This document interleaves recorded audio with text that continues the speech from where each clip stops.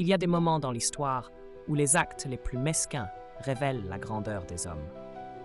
Voici l'histoire d'une vengeance politique qui s'est transformée en lumière pour celui qu'on voulait enterrer. Nous sommes au Cameroun, à la veille d'une élection présidentielle à haut risque.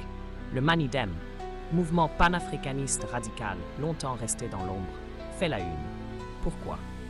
À cause d'un nom qui revient avec surprise, Maurice Kamto, soutenu par Anicet Ekane.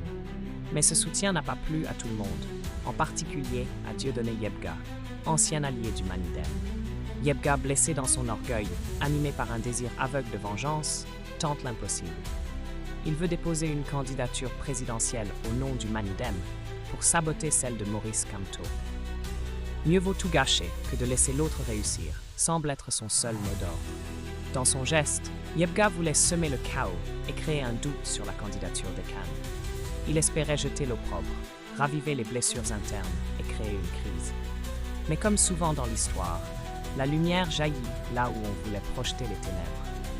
Ce scandale inattendu attire l'attention du public, des médias, de la jeunesse panafricaniste. Le nom d'Anicet Ekane, presque oublié par certains, émerge à nouveau avec force. Non pas comme un manipulateur, mais comme un homme de principe, défendant une idée.